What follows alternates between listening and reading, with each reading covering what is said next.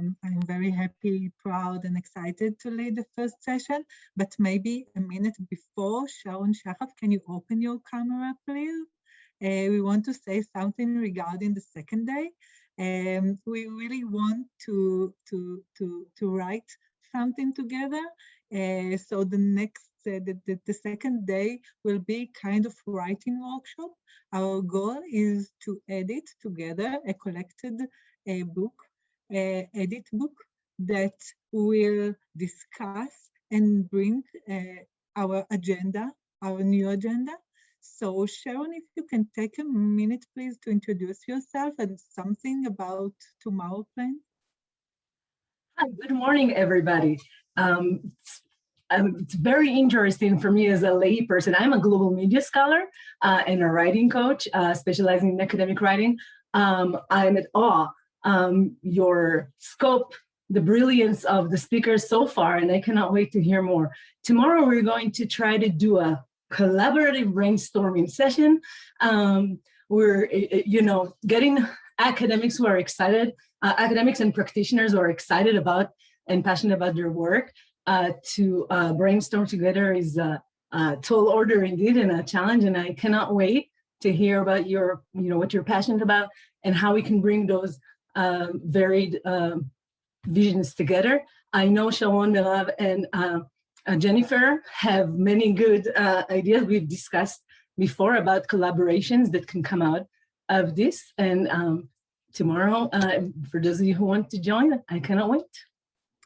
Thank you, Sharon. Sharon will be the anthropologist of the day. She will be with us as a fly on the wall, looking at us. And tomorrow she will lead the discussion. So thank you, Sharon, for being with us and helping us. Thank you so much. Right. And I want to thank you again and say sorry. Apologize for forgetting to introduce you. Merav, take the floor now for the first session. Okay, I'm very happy and excited to open the first session. This is the first time that those three institutions come together in order to share ideas and create new agenda. I want to thank Wendy Chu, which is the most kind person in the academia that I ever met, and to thanks Jennifer for her friendship and her sharp mind. And of course, thanks Sharon for leading all this orchestra and bringing us together. This conference included 2 schools of architecture and urban planning and 1 urban tech program. And yet it focused not on buildings, nor the building environment, but tries to face the challenge of critical technology. More precisely, we seek to link between urban tech and social impact.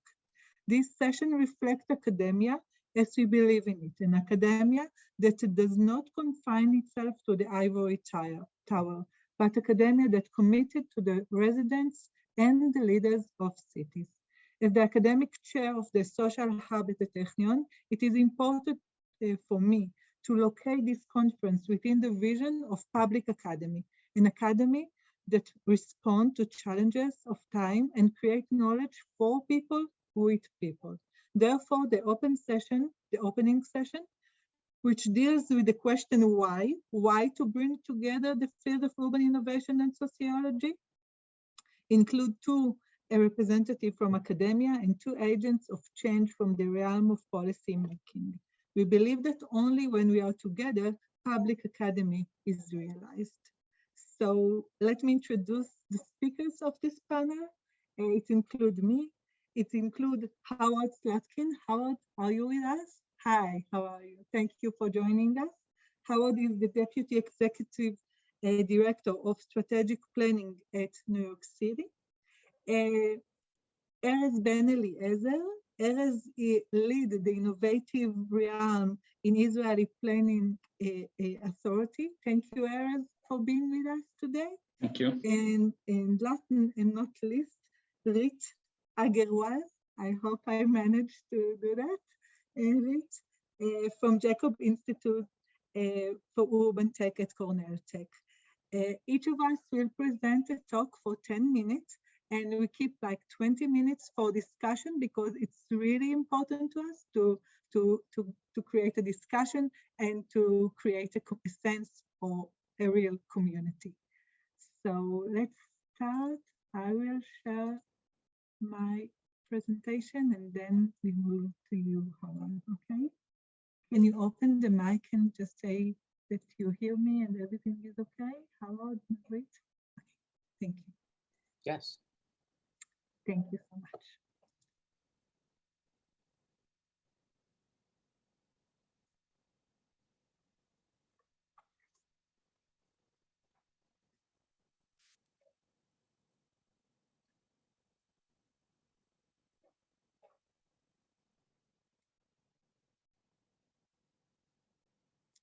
Sorry, I just want to move to other mode of presentation.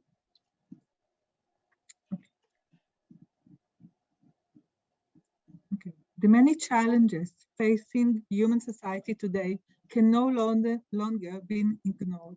Pandemic, food and resources, housing, work, and ecological crisis are only partial list. But when those challenges are discussed in decision-making processes, something interesting happens. It is easier for decision makers to take into account the built environment, but the social world is often absent from the discussion. So our purpose is to mainstream sociological perception while formulating urban policy. We believe that the field of urban innovation can be fruitful ground for a new language, new toolbox, and new ethics. In the last decade, the idea of smart cities flourished both as an academic arena and as a market. As research, the idea of smart cities meet the idea of cities as science and theory of complexity. As market, cities found new ways to manage the cities in more efficient way, mainly in the areas of garbage removal, surveillance camera, traffic light management, and the formulation of transportation plans. Very little attention has been given to the promotion of social goals. We want to tackle this lacuna and to lead a social turn in smart cities. But how can we do it? Can we take the many achievements of digital smart cities and translate them to the social knowledge? My answer is no. My main argument is that in order to bring the social and the technology together, we have to be able to create process of deconstruction and construction. We believe that critical technologies emerge in the tension between those forces. The tension between construction and deconstruction mean to move from modernized approach of urban innovation, leading by progressive forces that go hand in hand with the neoliberal regime, to a perception of deconstruction. Jacques Derrida described deconstruction as a form of questioning through technologies. Deconstruction is inherent in contemporary visual and academic culture and describes strategy for creating critical form that is applied to a wide variety of objects and practice. Similar to critical strategies that emerge from Marxism, feminism, semiotics, and anthropology, deconstruction focus on linguistic systems that frame their project. So we understand that if we want to be able to deconstruct urbanism and then construct a new toolbox for urban innovation, we have to have a room of one's own, a safe space of deconstruction, thanks to visual and interactive technologies that enable us to learn the city model as a rich text. We are able to identify the urban syntax and then create new language of social innovation. In our work, we follow one of the important urban sociologists, Dubais, that creates new visual language in order to analyze Black America. Dubais argues that we are able to generate new patterns of knowledge through the act of visualization. We are following this idea. At the same time, our lab, Smart Social Strategy Lab, take a responsibility to join the effort of urban innovation and to promote urban resilience and ensure sustainable development in the field of society and economy. When I say we, I mean the Sociotech Research Group, amazing group of students and experts that dream and think with me in the past year. let me introduce you with our first achievement, the idea of social topography. We thought, how can we embody inequality in the heart of the digital model? So we decided topography is no longer a question of distance from sea level. We want that topography will express socioeconomic issues. So here you can see the social topography of the Israeli southern periphery represent unemployment. So the surface that you see in this movie is 9% of unemployment. And those beautiful hills that you see is the rich settlements that suffer from up to 2 or 3% of unemployment. The holes that you see before are settlements of minorities group that sometimes suffer up to 25% of unemployment. So this is a new way or new language, visual language, to present social inequality. Another example is social topography of the housing market of New York City. This is a view of Brooklyn, and I will take this opportunity to thank Gewurzman that produced this project. What you see here is the percent of renter households for whom gross rent is 30% or more of their household income. So if the place is low and red, it means that so many people there suffer from or loaded budget for housing. And this is another view of the meeting point between Manhattan and the Bronx. And again, you see the same data, but you see New York now as you never saw it before. Gaston Bardet was the first to coin the notion of social topography. He did that in order to give a shape for the sociological profile of city. But it was Pierre Bourdieu that stated that sociology is about social topography and revealed the syntax of this new language, segmentation and hierarchy. We published our work, and academically speaking, we could perish here. But we want to take one step forward and to ask how can this syntax not only critique our reality, but take responsibility and enrich the urban innovation toolbox. We understand that the social topography carry unique contribution. We create a new formula that reflects the slope, the relations between social distance and geographical distance as expressed in this metric. We point out the relationship between the value of the slope and the rates of crime committed by residents of neighboring localities in major locality, and thus raise an original contribution to the criminology of place research community.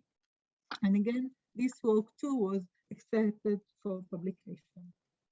We want to push ourselves forward to the realm of simulation and promote equality generating planning.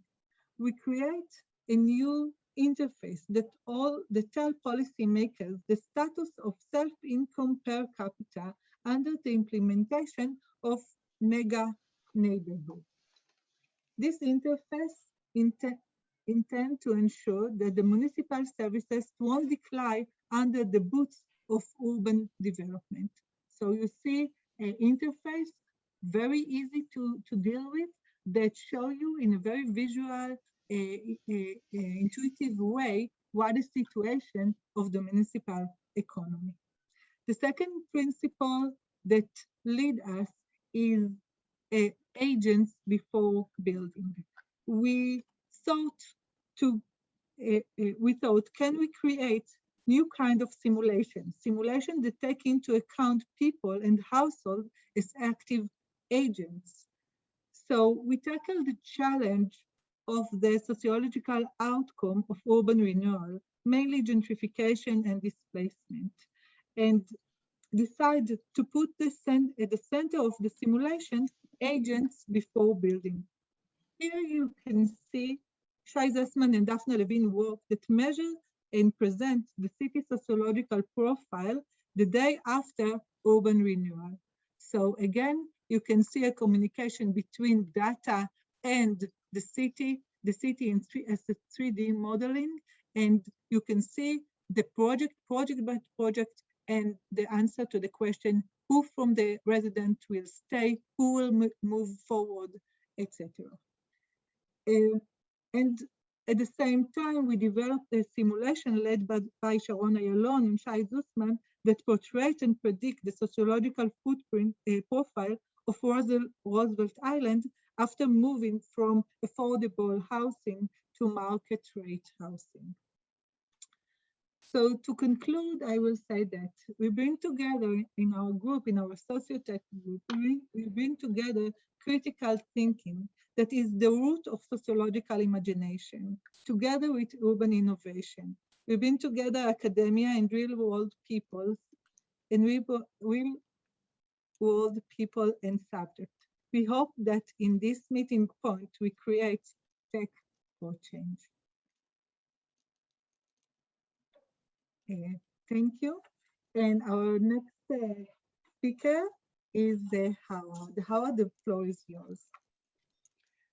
Thank you, Merav, and thank you to Sharon and to all the organizers for inviting me today. I'm pleased to be able to be here with this group and to, I feel like, I don't think that this group needs a lot of persuasion as to the why. I think it's more like shouting encouragement as to why this work, bringing technology to bear on issues of social equity, is so important in New York City and elsewhere. I'd like to try to set some of the backdrop for this discussion by talking a little bit about New York City.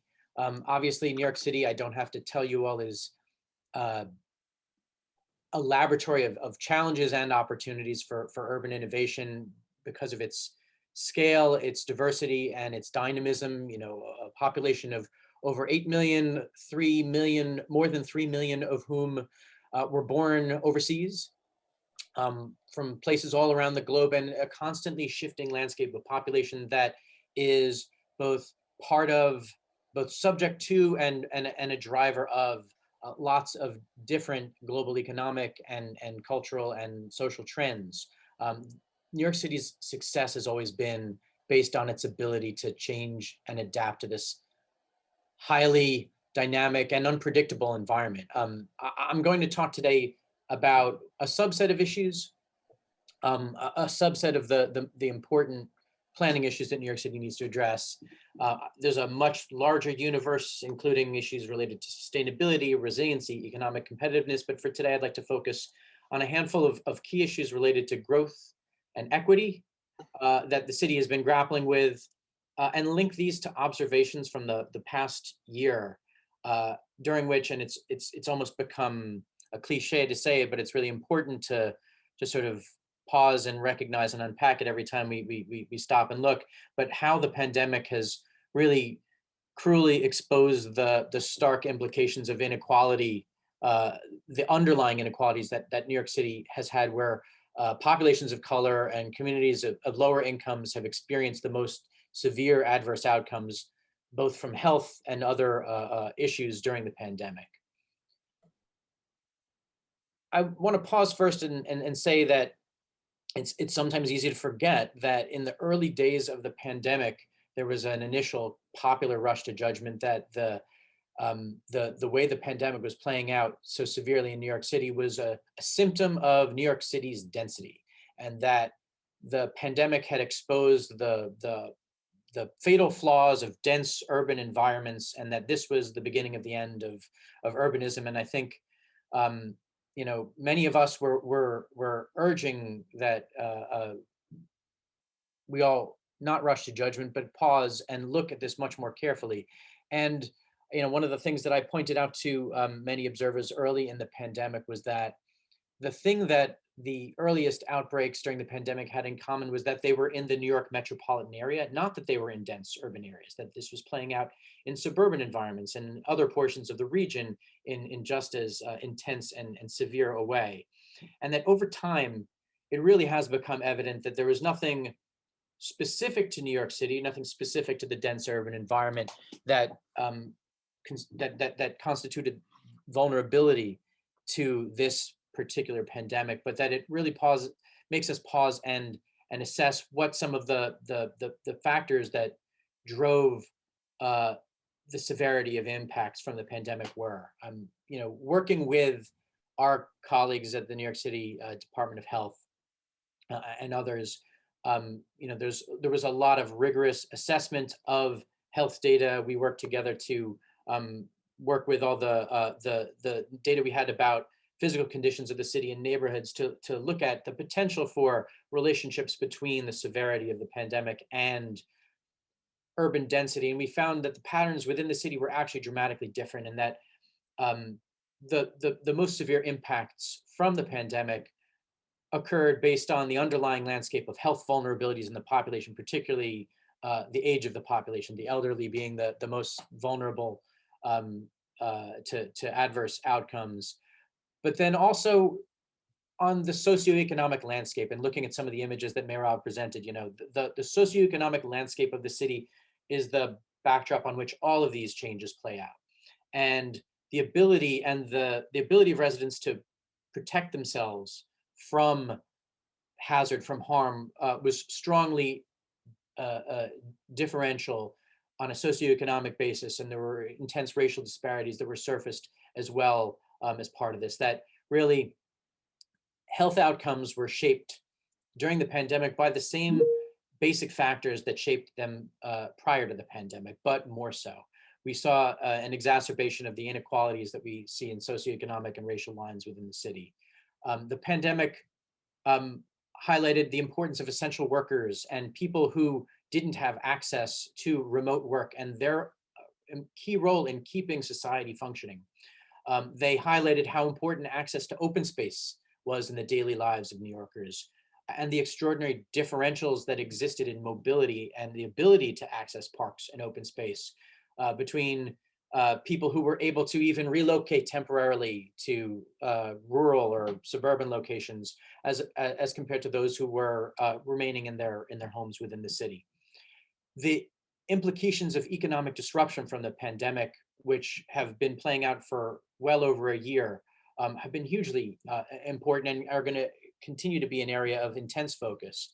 As I mentioned, the differential access that New Yorkers in different occupations had to access to remote work, the potentially catastrophic effects of losing work or of missing rent payments on households' stability of their access to housing. These have played out along incredibly unequal lines during the pandemic.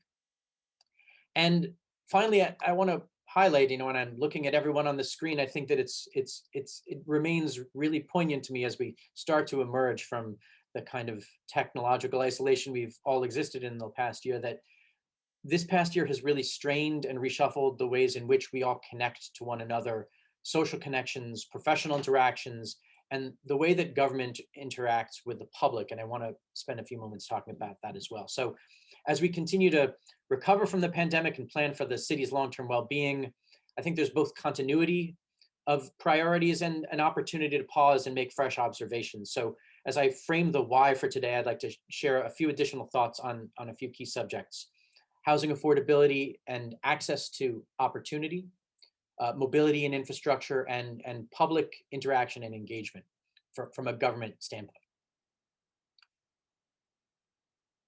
A major focus and a key issue for New York City for some time has been meeting the intertwined challenges of housing supply and affordability in a space-constrained city where both land and construction are extremely costly.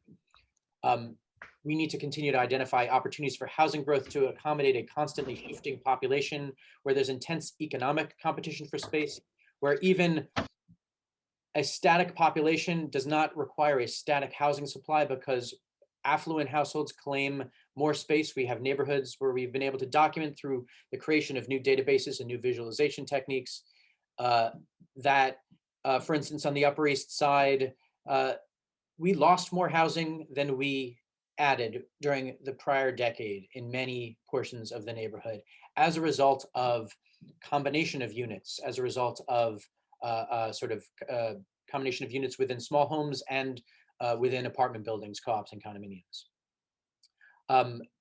So we need to continue to keep up with those supply issues, but we also have a less technical but no less challenging issue of securing public acceptance of new housing in the public discourse in the face of opposition to new buildings, a decision environment that accounts very clearly for the perspectives of neighborhood residents, but less clearly for the perspectives of future residents or people who are not currently housed. And with great concerns about how existing residents, particularly vulnerable residents, are going to be affected by changes in the environment. I think all of these put emphasis on our ability to convey and visualize information. Providing residents with access to opportunity. It's not just about providing housing, but it's about putting people in neighborhoods that provide access to jobs, quality education, shopping, healthcare, services that meet their essential needs and their quality of life in an environment where these underlying disparities tilt the playing field. We've definitely documented a trend in recent years where high accessibility, high opportunity neighborhoods closer to the center of New York City have increasingly been captured by higher income residents, and an increasing number of residents at lower incomes closer to the periphery of the city, where they experience longer commutes and less daily access to all of the economic opportunities that the center of the city offers. So there is a slate of initiatives that we've been undertaking for some time and that are going to need to be built on for some time, where we continue to make key investments in historically underinvested communities to provide those kinds of services that support quality of life and opportunity, as well as to create new affordable housing in high opportunity neighborhoods that are close to these key economic centers. And that resonates with a lot of the work that New York City Planning is doing right now in neighborhoods like Soho, NoHo, and Gowanus to construct new mixed income housing in high opportunity areas. We also need to grow job centers at highly accessible locations within our transit network, not just in the central business district, but also at secondary locations in places like Long Island City, downtown Brooklyn, and in some of our historical industrial neighborhoods that have been economically diversifying, but provide opportunities for employment that's accessible to a wide and diverse population. And also include within this access to open space. I really want to make sure that that's an area of focus that's not lost here. During the pandemic, we've expanded our vision for how we can use not just traditional parkland, but other kinds of open space, including streets, to meet the daily needs of residents for open space. The next topic I'd like to mention is mobility. And New York City is, of course, a city that's built on transit. It's the lifeblood of the city.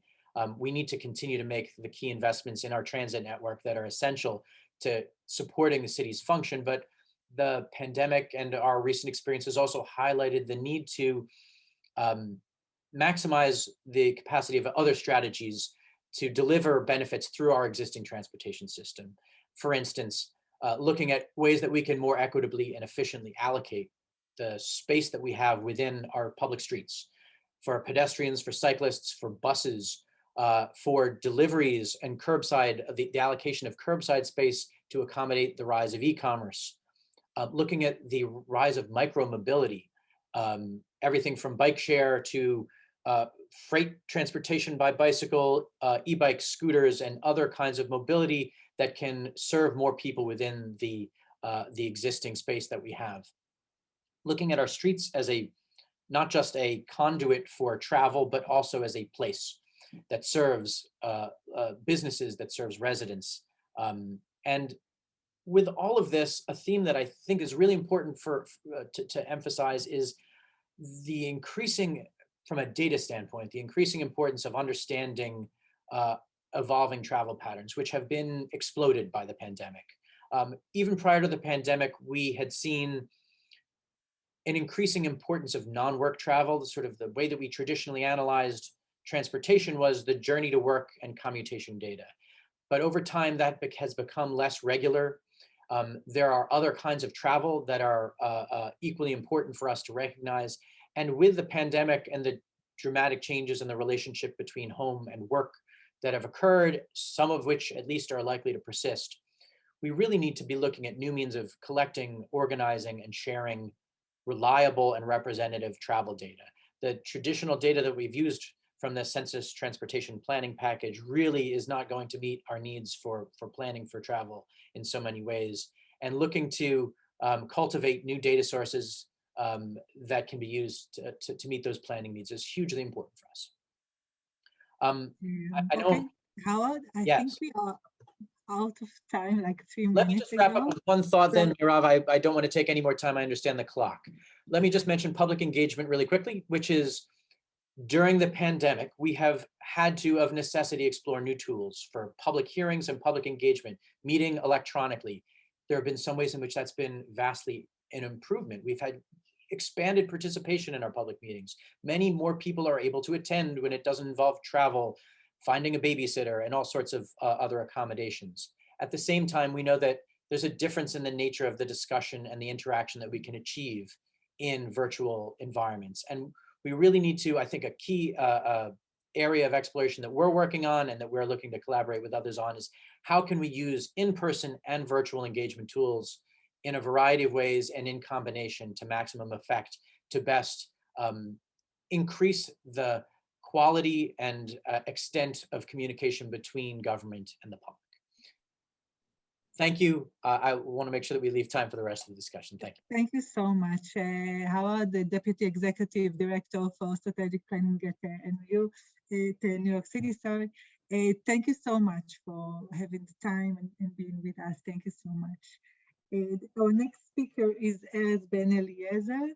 Erez in charge of innovation in the Israeli Planning Authority. Erez, the floor is yours. Hi, afternoon, and good morning, afternoon. Actually, I agree a lot with Howard.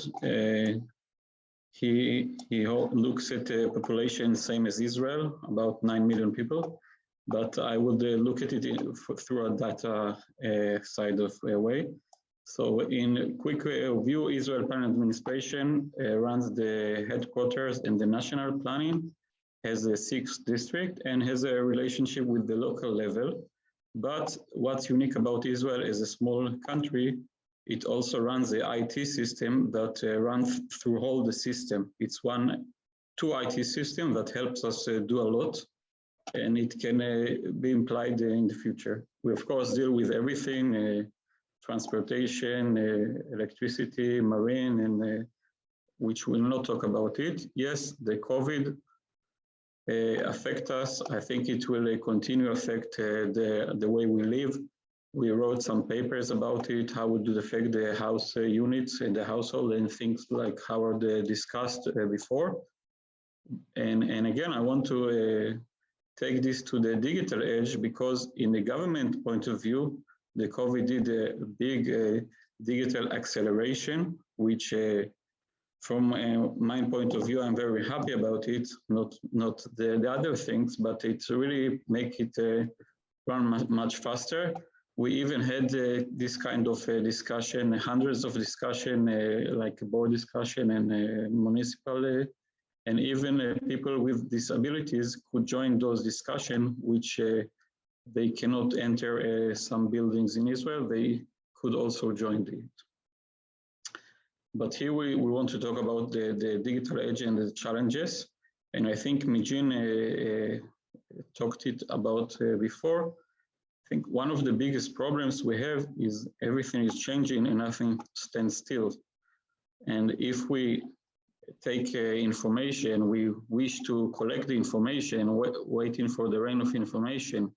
We look about the future, we see Google and other companies collect a lot of information about us, but we don't really have a big clear picture. We have got lots of infrastructure problems. And we also, it's very hard for us to do a cooperation and organize the data in order to make a good teamwork and plan the future. This is the goal, I think, for all of us. But for let's look about the evolution of data through planning. We started with a pencil, okay? We moved to CAD, we're now in GIS, but we look forward for the BIM and the SIM. I think Mirav mentioned it in a discussion before about the information collected about the city. And in the horizon, we see a lot of information which is already gathered by private companies and governments. And lots of the things could react and could help us plan, but we have some problems to do it. The system in Israel today of the planning system is, I think, pretty smart to comparing other countries. We use the CAD and join it with a text, and the country system transform it into JS and data. The result is the urban plan. Okay, and of course for licensing, we still have the Middle Ages, you can say paper, almost paper and pen, but we try to transform it into a different way. And this ecosystem of planning, I think, should be taken in consideration. I will elaborate how we hope it should continue and accelerate it. But through this simple system of CAD and text, we do a lot today. We gather information about the land use. We have data about the height of building, the usage, the primary usage, the number of units, and other data that can already be used in a wide range of research. And I hope one of you from each lab would take us as a lab rat to use our data to do things, because it's already public, it's already in the web and everybody can use it. We make it as an open source, some of this information. I think it can make a lot of challenges and trials. We also, of course, use it inside our office to do some more advanced analysis with the JS tools and manage the units and manage other things. We also, of course, public, make all this information public and everybody can see it on the web. The thing that the architect drew on his CAD is here, okay? So the information is traveled really fast from one platform to another. All the stakeholders can see this information, can analyze it, and can reply of it. And of course, it's still two-dimensional, it's text, and it needs to go to the next step. And we use it on BI tools to get inside government information and insights, which is for a high level is very, very good. But for low level, for the quality of the units, it's not enough. And for the quality point of view, we do research concerning the unit size or the unit types. In order to rethink about what we plan in the big scale, we need to plan a lot because Israel is growing fast. And this is an example of research we did from information we gathered, and we hope to apply it to all the planners doing their new urban planning in order to make the planning better. So this research deals with how we determine an efficiency and a mix in the unit size. And what we see in the Israeli graph, that the unit size is always getting bigger, but the household is getting smaller. I think in the US, I think we did a discussion. This in some places is similar. The house is getting bigger, and we have problems with the small units. And when we look about the small units, yes, it is low, and it's getting lower, and it's a problem. We need to think about it. Within the 3 rooms units, is getting lower. There was some regulation concerning which wanted to turn the graph, but it didn't make enough impact on the building sites. If we look at the people side of view, we see about 27% of the units is 1 to 3 bedroom apartments, and 47% of the population is 1 or 2 households. So understand, maybe the numbers needs to be more balanced or more affordable for people to get a house. And it's also the issue we want to discuss in this research. And of course, we don't look at the households as a normal happy family with a child. If it's in Tel Aviv, it will be with a dog. We think and we believe it's much more complex, and we need to make the urban planning react on this. In order to give tools, Erez, you are about 10 minutes exactly. You can take like a concluded sentence. Okay. We wish to give tools for people and we wish to supply this GIS information. We also want to give data on the GIS. And I think the next evolution is about the 3D evolution, which we must do things now in order to make it better. I think I will finish with this diagram because we talked about CAD and data turning into GIS data. I think the Internet of Things and the things we all see around must be available to planners, and it should not be one of staying at a lab so the planners don't get the information they need. Access point to get information in order to plan in a three-dimensional way, in order to make analysis like we saw, and the building itself also should be this way. And this is the cycle that should be applied on the building point of view. And there are a lot of things that should be done in order to do it. We do a big research about it, how to make a standardized and digitized information. And this is one of the biggest challenges. People need to communicate in the same language, data language, in order to things to make the cycle better and climb up with it. So thank you very much. I hope it was fast enough and clear enough. Thank you, Erez. Thank you for joining us. Rit, the floor is yours. Rit, thank you for being with us.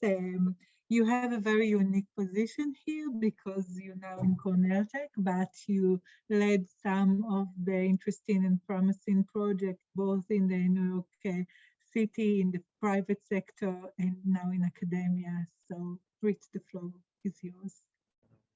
Thank you, Merav. And there are so many, sorry, inevitably there's a delay in shifting.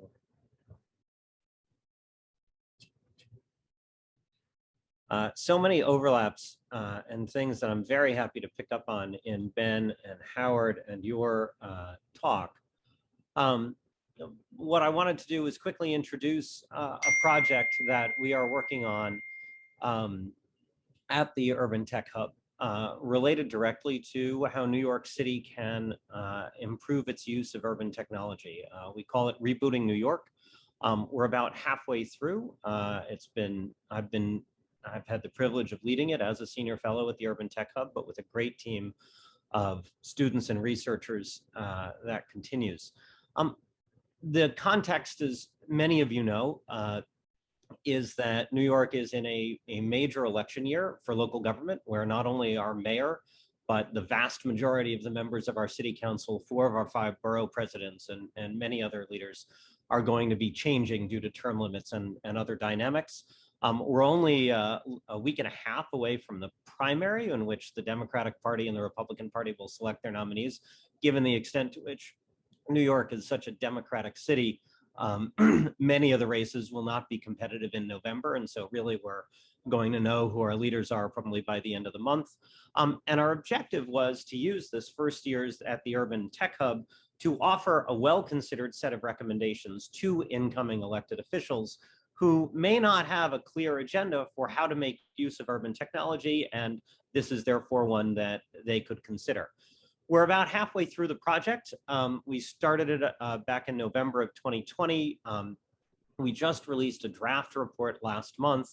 Our first phase was very much expert-led. It involved more than 120 interviews, technologists, policymakers, advocates. We had a team of 7 of us working on it. We issued the draft knowing that it had been thus far a technocratic exercise. And much of our agenda for the summer is actually meeting with electeds, with candidates, with community organizations to get feedback on this draft, so that we can understand how our recommendations resonate with average New Yorkers who are not deep in the world of technology or policy, and also ideally to have the time and opportunity to expand our research to some other topics. We're going to be participating in a project that a significant civic technology organization here in New York, Beta NYC, is going to be leading to gather public outreach broadly on technology in the city. They're doing that in conjunction with one of the citywide offices, the public advocate, who is running for re-election, but is likely to succeed. So we'll have likely continuity there. And then in the late summer and into the fall, we'll revise and issue a final right before the general election in October. That's our timeline. The screening we did, and our ambition, we knew our ambition might be as big as all of New York City, but we weren't going to be able to cover every topic. And so we tried to screen along a couple of criteria. One is to focus on issues that would resonate with New Yorkers and not just the technology sector. A lot of technology plans are really about what technologists are excited about and not what actually changes the life of the people, and we wanted to screen for that. Issues that technology can significantly improve. There's a technology aspect to almost everything that city government does, but technology is not a key challenge or a key opportunity to everything that the city does. And so we really wanted to focus on areas where the problems that exist are the kind of problems that new technology can solve. We also focused very much on topics where the city is in control or in the lead. So for example, our transit system is driven by the state government, and so there is nothing about the subways or the buses in our report because it was too far out of the control of the city, while there is so much that the mayor and city council can control. And then finally, ideas that can be completed by the end of 2025, which is the end of the first 4-year term. So we weren't really talking about technology that doesn't exist. The report included 10 recommendations. We also identified 9 issues for further work. This is a quick shot, but in fact, I'd rather have you just search for Rebooting NYC on Google, and you'll get to the full report, because you could read faster than I could tell you about these, and they are draft. But what I wanted to leave you with is 5 observations that we learned or that we made over the course of our report, or over the course of our research, that really shaped our thinking and I think are applicable not just to New York, but to cities all over the world. The first is we came to the conclusion that there are key foundations and that the most important one is privacy. The discussion around data privacy is often presented as one of technologists are in favor of as few restrictions on data as possible. That's certainly the way that technology companies have traditionally positioned themselves. And privacy advocates tend to be perceived, or they come across, as anti-technology. Our conclusion was actually that a robust privacy regime for how the city uses data, how it shares data among city agencies, and who is allowed to collect data and how they use it in public spaces in the city is actually a key step to enable the adoption of technology for city operations. Because in the absence of those, every idea faces a big set of questions and doubts about where the data is going and how it's going to be used. And I contrast that with the data that our phone companies already gather about us, the data that our banks already have about us, or our credit card companies, the data that our healthcare providers have about us. Those are all heavily regulated. The regulation actually depoliticizes the issue and therefore enables the conversation to be about the value of the new technology. So that's one. The second one, equity. In addition to the fundamental justice aspect of ensuring that all New Yorkers in this case have full access to the digital economy, there is an additional aspect to that challenge that is often underappreciated, which is that in order for government, which has to serve all people, to more fully rely on technology, that technology has to be widespread. And we see over and over again the adoption of new forms of technology by city government hindered by the question of, well, what about the bottom 20%, 10%, 50% who don't have access? And therefore, it's important for the technology sector and all who are interested and optimistic about urban technology to prioritize equity, both for its justice reasons and for its mechanistic reasons. Systems. technology has the potential to improve so many things that the city government does. But a key barrier is that city officials have to be willing to rethink requirements rather than just ask, can technology do what we already do in an automated way? It requires a willingness to think about the end result or why certain processes exist, rather than simply applying technology to the processes that were developed for a world of pen and paper or analog processes. Related to that, and Howard actually mentioned this, and Ben, you did as well, around engagement, is that we certainly see, as you both suggested, that technology has huge potential to address engagement, but there are both infrastructure and legal issues that have to be addressed, and it's akin to this challenge of systems where, for example, as Howard I'm sure well knows, the law that governs public entities in New York State assumes an in-person meeting. And so the only reason that government processes currently can take place by video is due to the emergency declaration for the pandemic. And so there's a legal aspect that has to be changed to reimagine what it means to have a meeting legally so that we can use technology.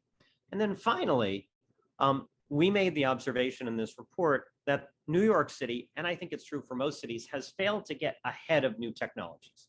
And whether it's Uber or Airbnb or what's facing us soon around autonomous vehicles and sidewalk robots, cities have frankly allowed the technology to get far ahead of the regulations. Technology companies have endorsed that approach by continually saying, don't regulate us because we need to be able to experiment. We've actually come to the conclusion that the city needs to be far more aggressive about putting rules in place that can shape the way urban technologies adapt to the urban landscape, and therefore do a better job of serving the interests of the city and the people of the city, as opposed to the logic of the technology or the logic of the business model. So those are 5 observations we came to. Again, there's a lot of work in the 100 and some odd page report that we issued. It's a draft. We look forward to feedback from all of you, looking for people to collaborate with over the second phase of the study, and the final report will be out in November. Thank you for your time.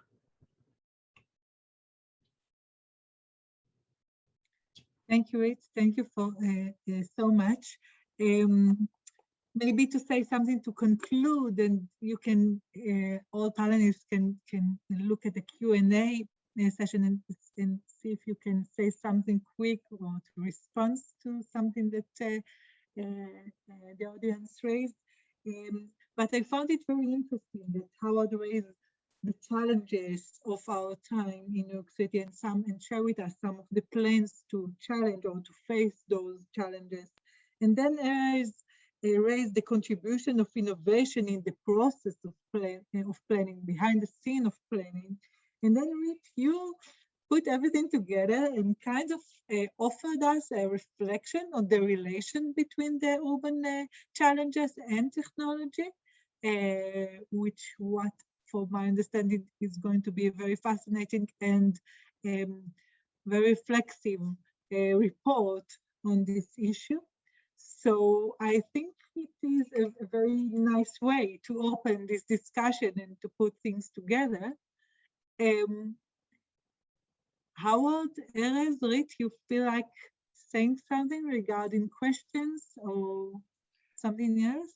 Maybe I can just respond to sort of some. I just was really pleased to see a lot of the framing that Rit's presentation offered, and I think one of the other points that I'd like to highlight as a broader issue of technology and its ramifications is when we use technology, when we try to make use of technology to advance equity and other public policy objectives, how can we promote not just transparency and openness, but also rigor and quality of conclusions? I think one of the things that we constantly grapple with is that we have entered an era of open data, and it's been fantastic and revolutionary for the accessibility of the raw data to a wide range of audiences.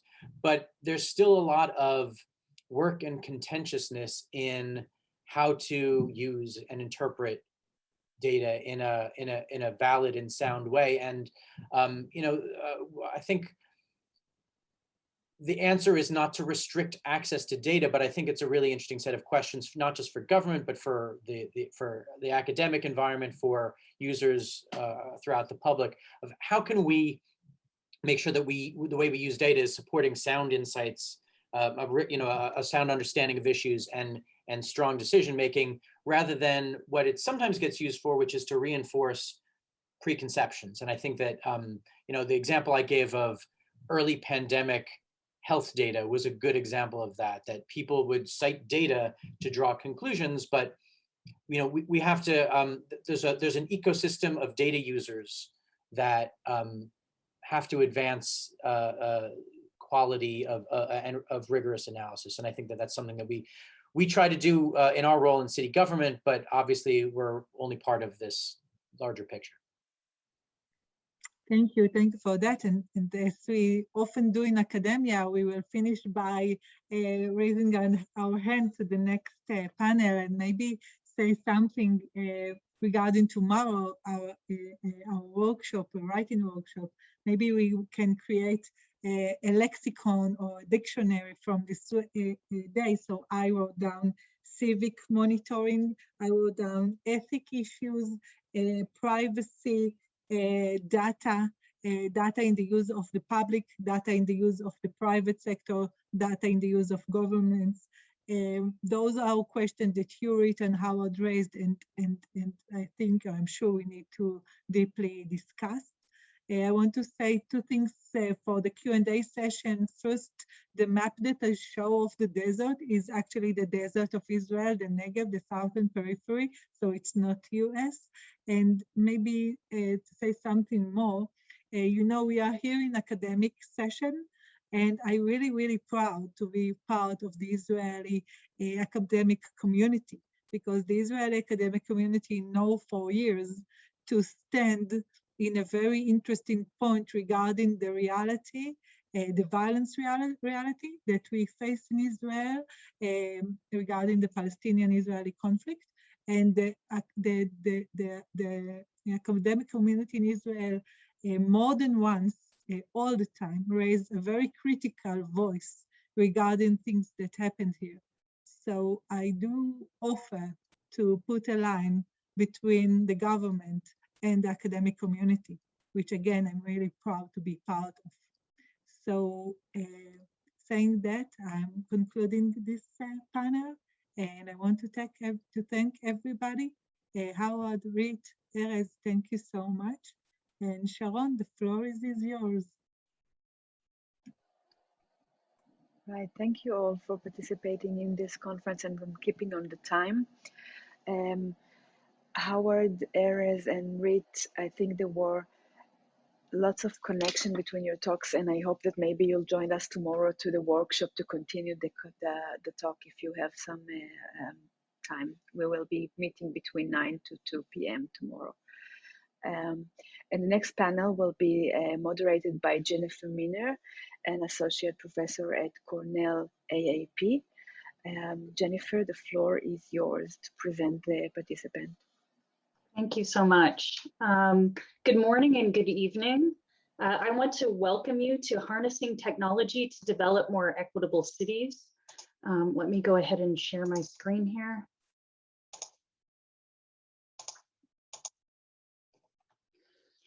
I'm Jennifer Minner. I'm an associate professor in the Department of City and Regional Planning at Cornell University within the College of Architecture, Art, and Planning. I'm both a speaker and a moderator for the session. And I'd like to begin by thanking Sharon for organizing this amazing symposium that really brings together multiple institutions and scholars. So I'd like to take a moment here to read a land acknowledgement for the location where I'm located, which is in Ithaca, New York. This is a practice that we recently took up within the College of Architecture, Art, and Planning. and at the Association of Collegiate Schools of Planning. Cornell University's Ithaca campus and my home, where I'm located, is on the traditional homelands of the Gayakono. The Gayakono are members of the Haudenosaunee Confederacy, an alliance of 6 sovereign nations with a historic and contemporary presence on this land. The Confederacy precedes the establishment of Cornell University, New York State, and the United States of America. We acknowledge the painful history of the Gayakono dispossession and honor the ongoing connections of the Gayakono people, past and present, on these lands and waters. So we have a fantastic lineup of speakers on this panel, and we have a variety of scholars and practitioners in the session who will be speaking across multiple technologies and conceptualizations of social equity. The format of the session will be a brief introduction to the speaker on the panel, and then they will have about 10 to 15 minutes to speak. We ask that you jot down questions and ask them in the Q&A and wait until all participants have had the chance to speak. I'll try to keep my own comments very brief, and I'll welcome questions after others have spoken. In addition to teaching and conducting research in the areas of land use or spatial planning and preservation, I direct the Just Places Lab at Cornell, which is a platform for multidisciplinary research and creative action focused on igniting public imagination and participation in placekeeping and the built environment. I've also taught a series of technology seminars such as Cities Place Technology and Community Shaping Technologies at Cornell over the past 7, almost 8 years, where I encourage students to think both critically and creatively about a range of technologies. Many of the technologies that we discuss employ maps, from crowdsourced e-government platforms to scenario planning tools to the creative deployment of maps to reveal hidden histories. In planning, maps play a central role in understanding the past, analyzing existing conditions, and exploring urban futures. So I could speak about a number of projects, and in reviewing the slides of other presenters, I was quite intimidated and kept going back to, well, what is it that I should present here? I could speak about an analysis of controlled environment agriculture in New York City using open city data, or the promise and limitations of scenario planning for examining transformative futures under climate change. Or my students' explorations of Geodesign Hub, one of several scenario planning tools that we examine that could aid in deliberation over urban futures. Or students' creative proposals to intervene on the map that's behind me, because maps don't always have to be new technologies. In fact, this is a technology that has been with us, and it's really about how we use them. And I'm sorry here, my notes are a little askew. But what I want to go over here is an example from Buffalo, New York. And Buffalo is an extremely important example in my mind to show the critical use of mapping technologies. Here I'm showing a historical map that has been made available by the University of Richmond on mapping inequality. This is on the American Panorama series of maps that provides information for metropolitan areas across the US. And this is showing a HOLC map, a homeowner loan corporation map that was used to characterize where the federal government and lenders could give money. And this was basically shaped the American landscape, indicating places such as places in red here, that where there were a concentration of African Americans, Jewish residents, Italians, those who were deemed basically undeserving or risky investments. And we can see here that this basically is reflected within the contemporary landscape, here we see on the left the Wagner's map of Buffalo, on the right a more recent map showing race and ethnicity. And we can see that white residents are basically concentrated in the areas that historically have had stable access to the kind of capital that would allow for new construction, improvements to homes and businesses. And the Homeowner Loan Corporation maps of the New Deal are just one of many exclusionary and segregationist tools that were used by multiple levels of government and also the private sector. Other tools included private covenants that excluded by race and religion, and displacement through urban renewal initiatives of the mid-20th century, and more recently, patterns of predatory lending. These maps are indicative of the ripple effects of unequal access to owning property and the capital to improve it, that are compounded through inequitable patterns throughout the United States, not just in Buffalo. So the map here on the left shows a low poverty index, basically capturing the depth and intensity of poverty in given neighborhoods. And then the map on the right shows hotspots of demolitions between 2004 and 2017. One can see continuing patterns here, even though these are quite simple maps. They do show continuing patterns of disinvestment and poverty in some of the same historically segregated neighborhoods. And the demolitions on the right side are widely understood as having not helped Buffalo. Instead, they've exacerbated conditions in neighborhoods and made properties harder to redevelop and re-inhabit. So this is not a story of Buffalo alone, but it's played out in communities across the United States. And many would argue that the patterns of exclusion remain in many of the zoning maps of today, and patterns of generational wealth and access to resource-rich schools and employment opportunities.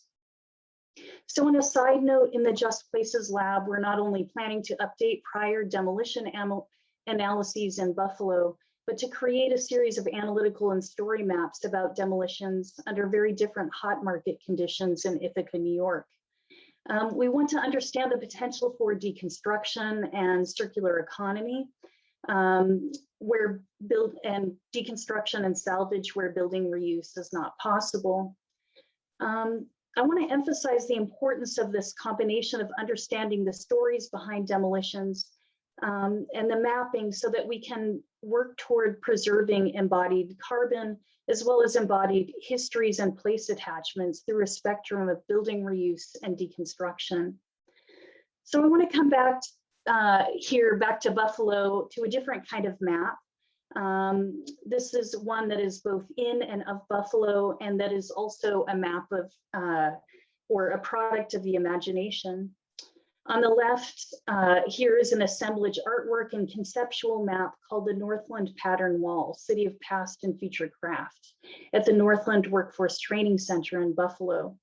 In a forthcoming article, I write about an arts-based vocational training program that produced this mural, a program of a nonprofit called Assembly House 150, which provides construction skills training to individuals in need. Inspired by the hermeneutic spiral, I explore this map as a source illuminating imagination about the building trades and creative practices that can help shape the built environment while providing new skills, opportunities, and community investments in Buffalo neighborhoods. Here I also allude to a new program and class that I hope will be funded that explores additional technologies for revealing the histories of Buffalo.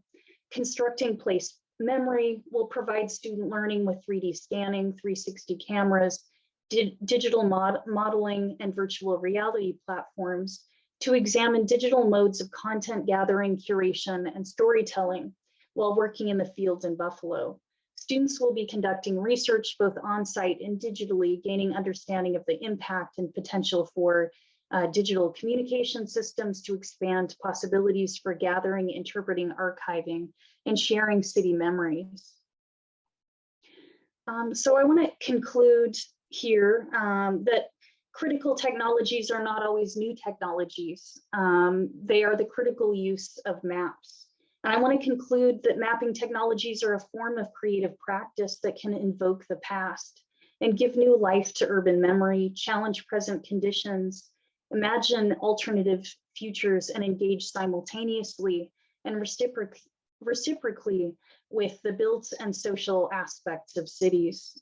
There's more information on the Just Places website if you're interested in these and other research projects. And I want to thank you for listening to my part of the talk. And now, please hold any questions. Let me stop my share here. And I would like to introduce this next distinguished speaker. This is Professor Daphna Fisher-Gewurzman, who is the head of the architecture program at the Faculty of Architecture and Town Planning at the Technion Israel Institute of Technology. She was previously Vice Dean for Students. She's Academic Director of VisLab, a virtual reality laboratory, and head of the Architecture Visual Perception Lab. Previously a visiting professor at CUSP and NYU. And I'll let her speak on her own research here, but please join me in welcoming her. Thank you.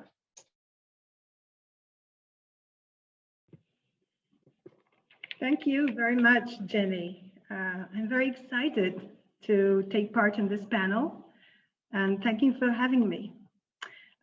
First of all, before I start, I'd like to mention my co-authors, architect Yalat Rosman-Heifler, my PhD student, and architect Roy Yosifov, my master's student. And today I'll present a section of our work in our lab focusing on analytical tools predicting or hoping to predict urban well-being. I don't know why it's not moving. Okay, yeah. So urban density and densification processes and the influence on well-being parameters were in the focus of my research since my PhD, long time ago. We are concerned all along the years with the physical attributes of the built environment that influence perception, emotions, behavior, and the general feeling of well-being. We already know that the visual perception is central for human well-being. Well, of course, these that do not have sight problems. And since most humans, such as pedestrians, are most times in movement, their spatial experience could be described as space-time experience, argued by Gideon. Pedestrian movement is an important characteristic of sustainable urban environments and promotes well-being. And in our work, we relate to urban qualities such as human scale, enclosure, transparency, and visibility. At the time, I looked for something to measure that would reinforce the perceived density, a quantitative method that would indicate on a subjective experience. Not density, but perceived density. The model was called the Spatial Openness Index, SOI, defined as the measured volume of space which is visible from any indicated viewpoint. Well, I developed an analytical model which became the preview of our current work. Our research objectives are developing analytical models and tools, simulating and predicting human perception, cognition, and behavior. An important phase is assessing these models with experiments. At the time, I used to assess it in the real world, and in recent years in the VR lab, and in some cases, trying to develop possible applications. In parallel, we focus on studying the influence of variant spatial parameters on human well-being through experiments in VR and the development of automatic generation of optimal environments, but this last mentioned will not be in the scope of my talk today. So I'll start by introducing the DVA, a dynamic visibility analysis assessed by experiments in VR.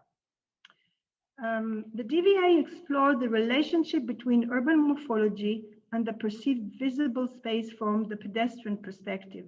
It enables to divide the city into basic categories, for instance, commercial, residential, offices, parks, trees, roads, sidewalks, etc., and measures the accumulated lines of sight of each category along the route from a pedestrian point of view. The model was assessed in a lab experiment. Correlations was found between calculated visibility and human evaluations for perceived density, meaning that environments with high visibility calculations was perceived by our subject as low density, and of course, vice versa. We expanded our study to additional spatial parameters and their influence on human well-being, and we looked at the relations between patterns of visibility quantification and the perceived values in various urban typology. So today I'll show you a little bit of it, and we'll focus on 4 case studies, where all of them are in different urban typology, different density, heights of buildings, land cover, textures, and building facades, where we, of course, expect for very different perceived values.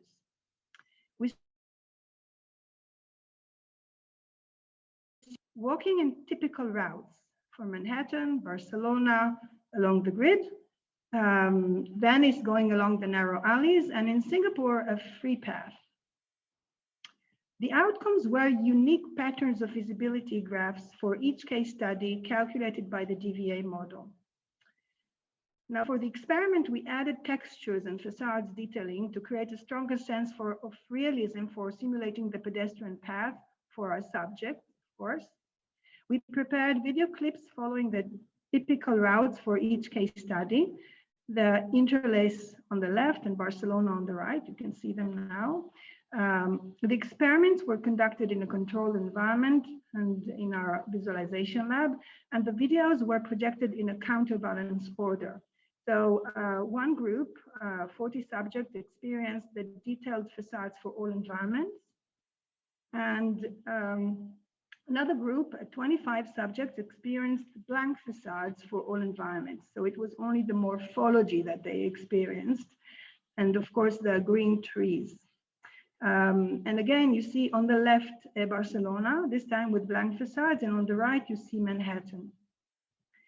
Subjects were asked to evaluate each route on a scale of 1 to 7, and in addition, additional questionnaire, they were asked to indicate which parameters influenced their experience in a positive way during the virtual tour. So then we compared the results. As an example, you can see here, for instance, the answer for would you like to explore this environment? The participants wanted to explore Manhattan the most and Singapore the least, and you can see all the rest of the questions, which was the most and which was the least. So when we compared the results from all environments, and we wanted to learn the impact of facades on the perception of well-being, we compared detailed facades and blank facades. And here you see the outcomes for Venice, the lowest results in general, that got the lowest results in general, where detailed facades were perceived as more explorable, more relaxing, illuminated, vibrant, and safe than the blank facades for Venice. But the perceived density was similar.